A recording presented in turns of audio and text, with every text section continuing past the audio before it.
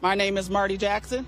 I'm the Southeast Network Executive Director at the Boys and Girls Clubs of King County. America, a Seattle community activist named Marty Jackson was getting millions in taxpayer contracts to prevent violence in schools while her family ran one of the biggest fentanyl operations in the Pacific Northwest. But here's the part that's gonna tee you off. They were living ghetto-fabulous, balling on government money while dealing death to the very community they claim to help. Federal investigators say that she laundered money for her sons. In all, investigators say this group distributed more than 800,000 fentanyl pills throughout the U.S. The feds just added 9 more defendants to this case, bringing the total up to 23 people. And the new charges? Prostitution, human trafficking, and expanded money laundering. They were running a full-service criminal enterprise while Seattle taxpayers funded their lifestyle.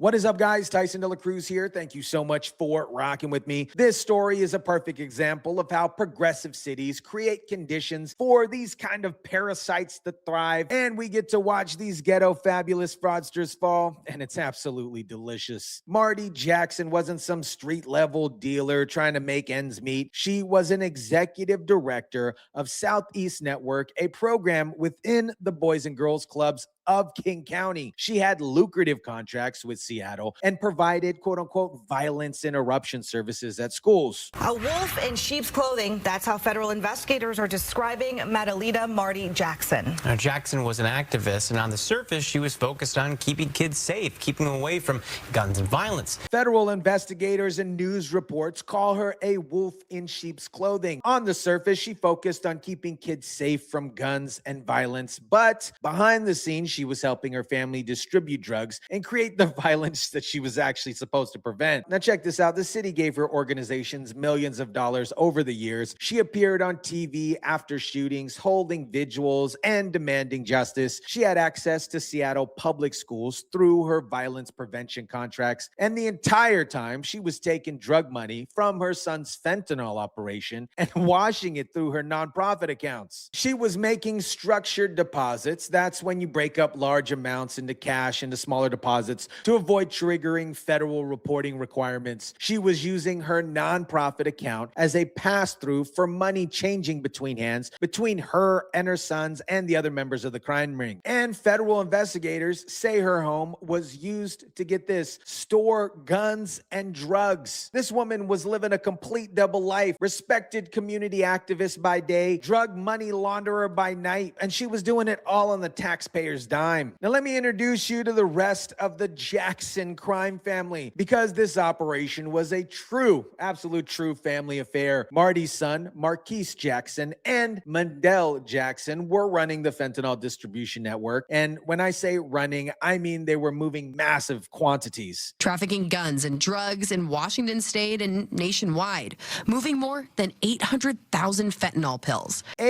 846,000 pills. That is enough to kill hundreds of thousands of people. And some of those pills were directly linked to fatal overdoses in the county. But here's where the new charges get really dark. The feds just added prostitution and human trafficking charges to this indictment. Now watch what prosecutors said about the expanded caseload. Federal charges allege she was laundering money on behalf of her son, Marquis Jackson, and her husband, Mandel, who prosecutors say were the leaders of a nationwide fentanyl trafficking ring. Now, investigators have charged 23 people as part of the conspiracy. 23 defendants. This wasn't just a drug operation. This was a full-service criminal enterprise. They were trafficking drugs, laundering money, and now we find out they're involved in prostitution and human trafficking too. You cannot make this stuff up. Now, let me tell you about the human cost of this ghetto-fabulous lifestyle, because while the Jacksons were living high on the taxpayer money from drug profits, real people were dying. Back in September 2023,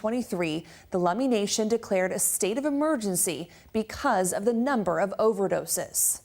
There's not a community I visit that does not talk about the devastation that fentanyl has done to their communities. This poison has harmed their children, their families, their communities. 4 tribal citizens died of fentanyl overdoses in just 4 days. 4 deaths in 4 days, and federal investigators traced those drugs back to the Jackson family operation. Marty Jackson was holding vigils after shootings in Seattle, talking about healing communities and preventing violence, but her own family was supplying the drugs that killed 4 people in 4 days. And the Jacksons were specifically targeting those communities because they knew they could move more product there. This was predatory. They were using Marty's reputation as a community activist to shield their operation while they poisoned the most vulnerable people in Washington state. Now let's talk about how Seattle enabled this entire operation, because the city's complicity in this fraud is absolutely stunning. Marty Jackson had contracts with Seattle Public Schools to provide violence interruption services. She was part of the mayor's office violence prevention initiatives. She appeared at city events and on local news as a quote-unquote expert. Instead of calling on cops, bringing school resource officers back,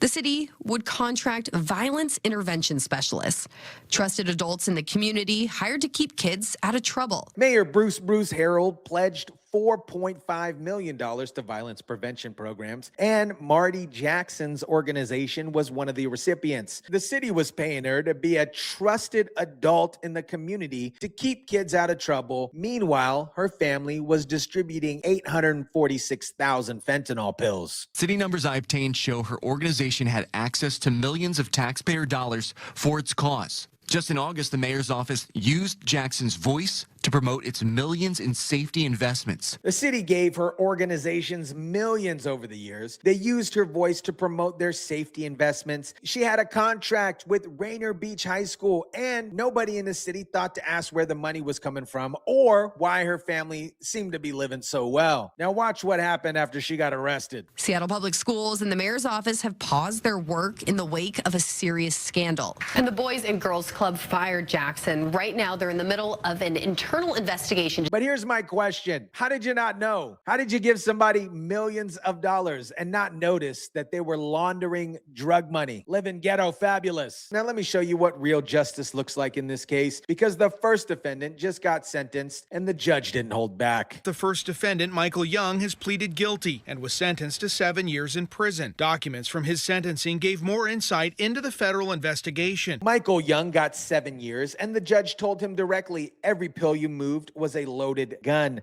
The sentence needs to hold you accountable for the lives that you endangered. That, my friends, is the right message. These aren't just drug dealers. They're mass murderers using poison instead of bullets. But here's what's really satisfying. Marty Jackson is still out on bond, but she's facing the same charges. And with 23 defendants now charged, the feds are clearly building a case to take down this operation. This woman thought she was untouchable because she had the right political connections, the right social justice language, and the right nonprofit cover. She was living ghetto-fabulous on the taxpayer's dime while her family dealt death, and now she's going to spend the rest of her life in prison. America, the Marty Jackson case exposes everything wrong with how progressive cities operate. They throw millions and millions of dollars at community organizations with zero real oversight. They prioritize social justice language over actual results. They create a perfect environment for parasites to thrive. Marty Jackson wasn't struggling. She wasn't some victim of systematic inequality. She was a predator using her nonprofit as a money laundering front while her family distributed 846,000 fentanyl pills that killed people on reservations